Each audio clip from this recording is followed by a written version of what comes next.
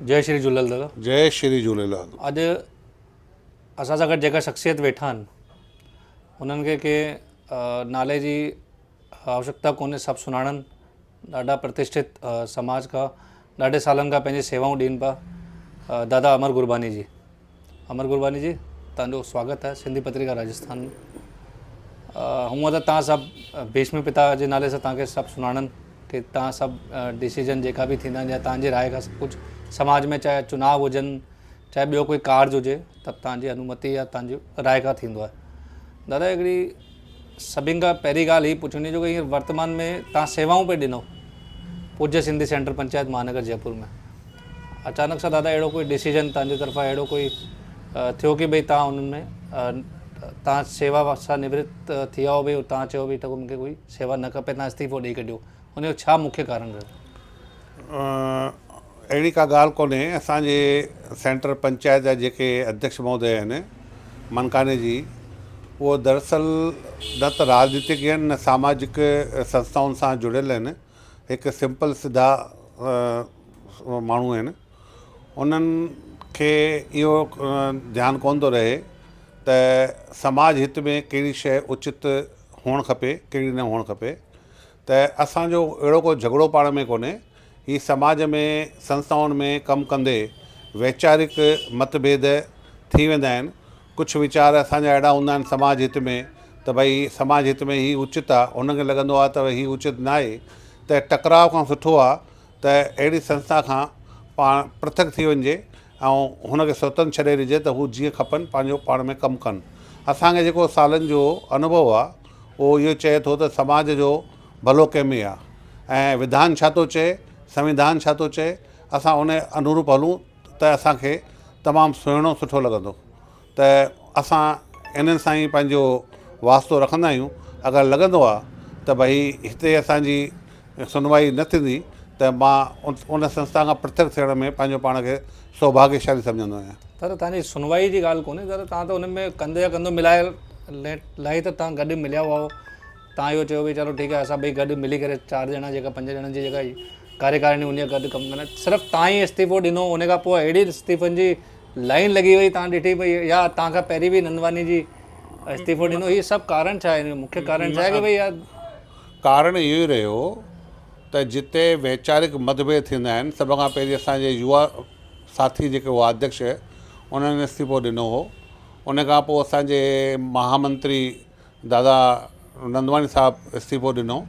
उन खां पोइ मां ॾिनो ऐं हाणे मूंखे ख़बर पई आहे त कार्यकारिणी जे कुझु 4-5 मेंबरनि ॿियनि बि पंहिंजो त्यागपत्र सेंटर पंचायत ॾिनो आहे।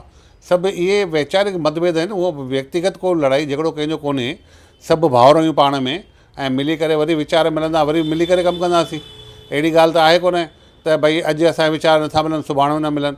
वैचारिक मतभेद त परिवार में बि थींदा आहिनि, यारी दोस्तीअ में बि थींदा आहिनि। दादा, वीचार मिलनि कंहिंखे चवंदो? तव्हांखे वापसि प्रस्ताव अचे उतां अचण लाइ, वापसी करण लाइ? न मूंखे पोइ त्यागपत्र ॾियण जी ज़रूरत कहिड़ी हुई? तव्हां चओ न अॻियां बि असांजा वीचार अगरि वीचार मिलनि था, अगरि वापसि वीचार मिलनि था, उन में इहो हुअणु खपे जेको समाज हित में समाज सां न्याय संगत ॻाल्हियूं हुजनि, उन ते यकराय हुअणु खपे, सहमति हुअणु खपे। मतिलबु चइण जो मतिलबु उन्हनि जी समाज हित में कोई राय कोन्हे, तव्हांजी एक्सेप्ट कोन थी थिए उते? न, जेके मुंहिंजी राय आहे समाज हित में ऐं उहा सभिनी खे ई स्वीकार हुजे त उनखे अध्यक्ष महोदय वजन ॾींदा। त थी सघे थो मुंहिंजी वीचारनि में ऐं सेंटर पंचायत ॿियनि अध्यक्ष महोदय या बानीकारनि में वीचारिक मतभेद हुजे त थी सघे थो इन करे बि दूरियूं थी वेंदियूं आहिनि। दादा, चुनाव खे खणी छा चवंदो? 5-7 महीना 6 महीना वाकई रहिया आहिनि चुनाव में सेंटर पंचायत महानगर में। सेंटर पंचायत जा जेके 2 साल या विधान में लिखियल आहिनि चुनाव, ऐं साधारण सभा जा चुनाव हर 2 साल थियणु खपनि ऐं जिन न कराया आहिनि उनजा बि तव्हां हशर ॾिठो हूंदो। त मूंखे उमेदु आहे त 4 अगस्त जो ड्यू आहिनि सेंटर पंचायत जा चुनाव ऐं समय रहंदे अध्यक्ष महोदय असांजा ॾाढा बढ़िया सुठा माण्हू आहिनि, उहो समय रहंदे पहिरीं चुनाव कराए छॾींदा। दादा, इहे उन ॾींहुं आम सभा घुराई वई ऐं सभिनि मुखियुनि खां अनुमति वठी करे हिकिड़ो अनुमति पत्र जेको हो प्रस्ताव माण्हुनि रखिया भई चलो ठीकु आहे हिननि जो कार्यकाल वधायो वञे कार्यकाल, त हुनखे खणी छा चवंदो? त उहो छा कार्यकाल वधी वियो आहे 2 सालनि जो? न एक्चुअल में छा आहे, जेका मीटिंग रखी हुई उहा न त कार्यकारिणी मीटिंग हुई न आम सभा हुई। ही त सिंधी समाज जा माण्हू गॾु कया विया हुआ उते, ऐं उन्हनि जे अंदरि उन्हनि जेको आहे उते पंहिंजो जेको सिंधु भवन ते नक्शो जेको उन्हनि ठारायो आहे उहो ॾेखारण लाइ उन्हनि घुरायो हो।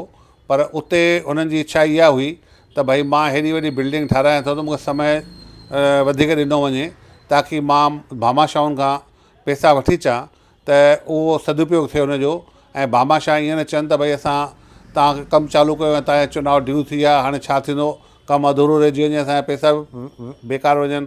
त उन्हनि जी इहा भावना हुई त मूंखे समय ॿियो ॾिनो वञे। ऐं पर उनजे अंदरि बि त जेका तव्हां हींअर मूंसां ॻाल्हि कई वैचारिक मतभेद, त उन में मुंहिंजा बि वीचार इहे हुआ त तव्हां कमु शुरू कयो ऐं उहो कमु तव्हां समाज खे ॾेखारियो, तव्हांजे कम खे ॾिसी करे समाज तव्हांखे वरी चूंडींदो ऐं वरी तव्हां बाक़ाइदा चूंडिजी करे वापसि तव्हां समाज खे सेवाऊं पंहिंजूं ॾियो। पर हुननि जेको प्रोसीजर अपनायो त भई पननि ते अध्यक्षनि खां साइनूं वठूं, 2 सालनि जो कार्यकाल वधायूं, इहो विधान में ई कोन्हे, लीगल कोन्हे, न हिनखे रजिस्टर ऑफिस मञींदो। इन करे इहे वीचारिक मतभेद आहिनि। तरीक़ो केवल इहो हो असांजो त तव्हां कमु करे ॾेखारियो ऐं तव्हांजे कम खे ॾिसी करे असांजो जयपुर शहर तव्हांखे हिकु भेरो न भारी बहुमत सां जिताईंदो। पर हुननि जो शॉर्टकट जेको रस्तो हो उहो मुंहिंजी सम्झ खां ॿाहिरि हो, मां हुन सां सहमत न आहियां। दादा, सिंधु सागर भवन में भूमि पूजन जो कार्यक्रम हो, मौजूदु कोन हुओ? बराबरि जी। त छा वास्तविक वो भूमि पूजन ही हो या भूमि पूजन पहिरीं थी चुको आहे?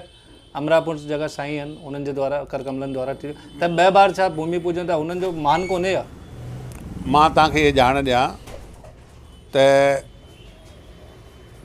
दादा चंदीराम रागानी जी ऐं असां मिली करे जेका सिंधु भवन लाइ ज़मीन वरितीसीं, उहा ज़मीन वठण खां पोइ जॾहिं भामाशाहुनि असांखे सपोर्ट कयो ऐं गुरू महाराजनि असांजो स्वामी महामंडलेश्वर भगत प्रकाश जी महाराज उन्हनि असांखे जेको समय ॾिनो, उन समय सां असां भूमि पूजन करायोसीं ऐं हुते हिकु बिल्डिंग ठाराईसीं।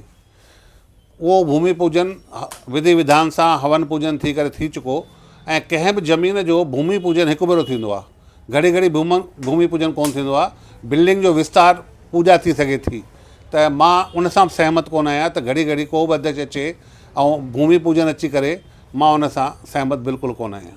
दादा, ये हर साल 2 सालनि में हर अध्यक्ष चवंदो कि मुंहिंजे कार्यकाल में कंप्लीट कोन थींदी बिल्डिंग, त हर अध्यक्ष जो कार्यकाल वधाए वञण जी प्रक्रिया थींदी या ही कमु शुरू थींदो?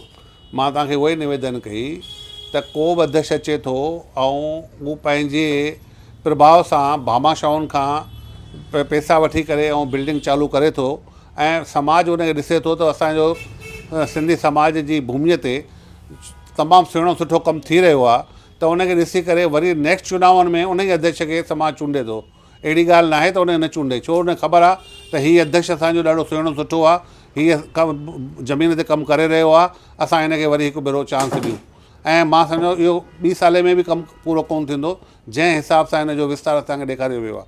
त भले हिनखे 6 साल लॻनि, भले 2 भेरा जीते अचनि, समाज हिननि खे बिल्कुलु चांस ॾींदो ऐं जीते करे ऐं कमु अॻियां वधाईंदा वञनि ऐं भामाशाह बि अॻियां खां अॻियां ईंदा ऐं सॼो समाज जयपुर शहर जूं पंचायतूं बि जुड़ंदियूं ऐं उहे पंहिंजो जेको ख़ूब मदद कंदियूं आहिनि। जीते अचनि त हिन लाइ हिननि खे चुनाव वापसि कराइणा पवंदा। चुनाव त चुनाव जे पक्ष में आहियो?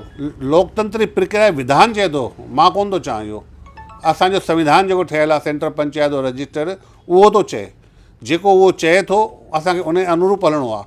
लोकतंत्र में संविधान सां ई सभु शइ हलंदी आहे।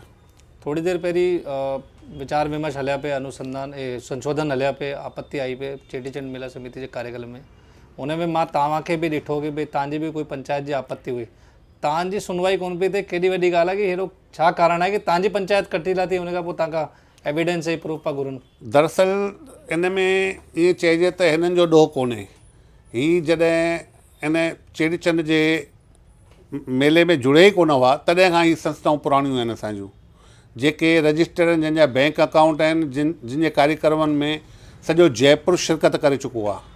अहिड़ियुनि संस्थाउनि खे अगरि इहे हटाइनि था या उन एविडेंस था घुरनि, को बि घणा एविडेंस खणी अचो हिन जो, त मां सम्झां थो इहो ॾाढी शर्मनाक ॻाल्हि आहे। ऐं अध्यक्ष महोदय सां निवेदन कयोसीं त तव्हांखे ख़बर आहे उत्तरी क्षेत्र में तव्हां ईंदा आहियो ऐं तव्हां ख़ुदि बि आया आहियो, त ओतिरे क्षेत्र में असांखे वोट वठी ॾिनो, तव्हां उते अध्यक्ष आहियो, त उन ओतिरी क्षेत्र जी संस्था खे ई रोकनि था, त उहो दुर्भाग्य जी ॻाल्हि आहे। दादा हर बार ॾिठो आहे कि हर साल हिकिड़ो नओं अध्यक्ष ईंदो आहे, चुनिजी करे वोट कराए करे नओं अध्यक्ष ईंदो आहे। हर बार ई मां इहो ॾिठो आहे कि ऐं समाज बि इन ॻाल्हि जो ध्यानु ॾिनो आहे कि भई हर बार वोटिंग लिस्ट में बदिलाव केसि ताणी सही आहे? लोकतंत्र में मतदाता सूचीअ जो ठहिणु लाज़मी आहे ऐं मां सम्झां थो त जॾहिं बि जो चुनाव थियनि था उन में हर बार नई मतदाता सूची थियणु खपे। कई गुज़ारे था वञनि, कई मुखी मटिजी था वञनि, कई दादा तव्हां विधान जी ॻाल्हियूं कंदा आहियो ऐं तव्हां पिछले 5 मिंट खां ॾाढी विधान जी ॻाल्हियूं कयूं आहिनि। विधान में तव्हां चओ पिया कि 3 सालनि खां पहिरीं कोई संस्था कोन जुड़ंदी, हर बार पहिरें साल में संस्था जुड़ंदी आहिनि, हिन जो छा कारण आहे? न, अहिड़ो को हिन में क्लोज़ कोन्हे त 3 सालनि खां पोइ जेका आहे पंचायत संस्था जुड़े, पर विच विच में जीअं अध्यक्ष या अहिड़ा माण्हू ईंदा आहिनि त भई असांखे जेको आहे 3 सालनि खां पोइ तव्हांखे चांस ॾींदा। हिनखे मनमानी चवंदव या छा चवंदव? इनखे मां मनमानी चवंदुसि। ऐं अॼु बि जेको हिते कमु थी रहियो आहे, जीअं 500 मां 7,500 रुपया प्रत्याशियुनि खां वठनि पिया, इहो कंहिं विधान में लिखियलु कोन्हे। या त तव्हां विधान में संशोधन करायो ऐं पोइ तव्हां जेतिरो शुल्क रखणु चाहे रखो। ऐं ॿी ॻाल्हि त जेको अॼु इहा चुनाव अधिकारी जेके घोषित थी चुका आहिनि, उहो हाणे स्क्रूटनी वेड़ा कनि, जॾहिं विधान में सौ सिधो लिखियलु आहे त अध्यक्ष पंहिंजी मतदाता सूची ठाहींदो ऐं मतदाता सूची ठाहे करे चुनाव अधिकारी ॾींदो। चुनाव अधिकारी जो कमु केवल एतिरो आहे, उन लिस्ट ते मतदाता सूचीअ ते चुनाव कराए। त हींअर त अध्यक्ष के द्वारा हथ छॾे विया आहिनि भई भई मतदाता सूची सभु कुझु मुख्य चुनाव अधिकारी ठाहींदो, हिन खे खणी छा चवंदो? मां तव्हांखे उहा ई निवेदन कई त जेको अध्यक्ष अचे थो कुझु न कुझु पंहिंजे मन मुताबिक़ कमु करणु थो चाहे, मन मर्ज़ीअ सां कमु करणु चाहे थो, त उनखे इन ॻाल्हि जी चिंता कोन्हे। हू त चए थो इन सां समाज जो भलो थींदो। हीअ उहो ई अध्यक्ष आहे जंहिं सॼो साल सनातन जो नालो वठी करे इहो चयो त हिकु घर हिकु वोट। अॼु अगरि 10, 20, 50 संस्थाऊं पंचायतूं जुड़नि थियूं त हिन खे पाण ख़ुशि थियणु खपंदो, पर हीउ उते रोक लॻाए वेठो आहे। त चवणी ऐं करणीअ में ॾाढो फ़र्क़ु आहे। त किथे न किथे पंहिंजा वादनि खां पुठियां हटनि पिया वर्तमान अध्यक्ष जेका दिलीप बरदसानी जी आहिनि। जी बिल्कुलु, चवणी ऐं करणीअ में ॾाढो फ़र्क़ु आहे। दादा तव्हां ई आया हुओ, मुंहिंजे हिसाब सां जेतिरो मूंखे यादि आहे हर पंचायत में तव्हां दिलीप जी खे वठी विया हुआ कि दिलीप जी खे सहयोग करिणो आहे, दिलीप जी खे वोट ॾियणो आहे, दिलीप जी खे जिताइणो आहे। त किथे न किथे तव्हांजी राय कोन मञी वई, अरे तव्हांखे इग्नोर कयो वियो? न, इग्नोर इनखे न चइबो आहे। इनखे इहे चइजे त जंहिं वक़्तु हीअ असां वटि आयो हो त पढ़ियलु लिखियलु धार्मिक विचारधारा जो ऐं सनातन धर्म खे मञण वारो सुठो व्यक्तित्व पे लॻो ऐं आहे बि, पर पद जे गरिमा खे जेको उनखे ध्यान में रखणु खपे उहो कंहिं अध्यक्ष में न, पर ॾाढनि अध्यक्षनि खे ॾिठो आहे लास्ट में वञी करे कुझु न कुझु पंहिंजी मनमानी कनि था।